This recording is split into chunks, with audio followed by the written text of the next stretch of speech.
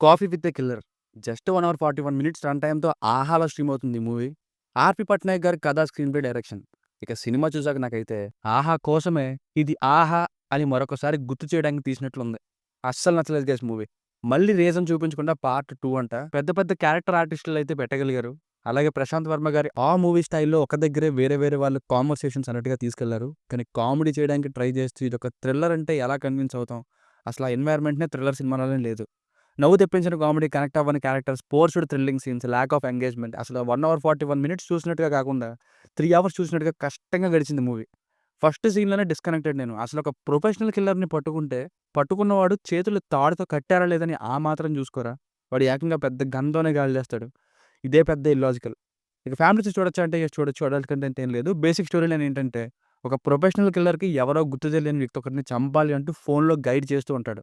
అసలు వాడు ఎవరో తెలుసుకొని చంపాడా లేదా అన్నది స్టోరీ. ఒక పక్క స్టోరీ నరేషన్ అంటూ రవిబాబు గారు, సత్యం రాజేష్ గారు, ఇంకా శ్రీనివాస్ రెడ్డి గారితో చిరాకు పుట్టించే ఫోర్స్డ్ కామెడీ. మరో పక్క సింగిల్ ల్యాప్‌టాప్‌తో హ్యాకర్స్ అనేస్తారు. ఇంకోవైపు చెఫ్ ఆ కెఫీ ఓనర్‌ల కాన్వర్సేషన్.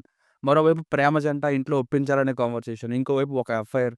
మరొక వైపు పోలీసొచ్చి డీల్ మాట్లాడడం. వీటన్నిటి మధ్యలో మొహం కూడా చూపించని విలన్‌తో కిల్లర్ ఫోన్‌లో మాట్లాడుతూ రెడీగా ఎప్పుడు పబ్లిక్‌గా కాల్చేద్దామా అని వెయిటింగ్. ఇన్నున్నా సరే ఒక్కటి కూడా ఎంగేజింగ్‌గా లేదు. మరి అంత పబ్లిక్‌గా కాల్చేటప్పుడు మళ్ళీ స్పెషల్‌గా సీక్రెట్‌గా మాట్లాడడం ఎందుకు? అంతసేపు సాగదీయడం ఎందుకు? లిటరల్లీ 10 మినిట్స్‌లో అయిపోయే స్టోరీని ముందొక 40 మినిట్స్, తర్వాత ఒక 40 మినిట్స్ యాడ్ చేసి సాగదీశారు. ఈ పదం వాడడంలో నో డౌట్. కాఫీ షాప్ కోసం చెప్తున్నప్పుడు యాక్షన్ మ్యూజిక్ వస్తుంది. మ్యూజిక్ అక్కడక్కడ పర్లేదు. కానీ ఎంత థ్రిల్లింగ్ మ్యూజిక్ ఇచ్చినా గానీ, సీన్‌లో సత్తా లేకపోతే ఏం ఉపయోగం? సినిమాటోగ్రఫీ మంచి కెమెరాతో తీశారనే తప్ప షేక్ అయిపోతుంది. స్టెబిలైజేషన్ సరిగ్గా లేదు. లాజిక్స్ ఇంకా మ్యాజిక్స్‌నే. సో, ఫైనల్‌గా మూవీ వర్డిక్ట్ ఏంటంటే, నాకైతే మినిమమ్ నచ్చలేదు గైస్. ఓపెన్‌గా చెప్తున్నా. ఇప్పట్లో ట్రై చేయాల్సిన కాన్సెప్ట్‌నే కాదు ఇది. ఒకవేళ ట్రై చేసినా సినిమాలో జనాలుంటే సరిపోదు. ఆ జనాలు చూసే జనాల్ని సినిమాని చూస్తూ కూర్చోబెట్టేలా కూడా ఉండాలి.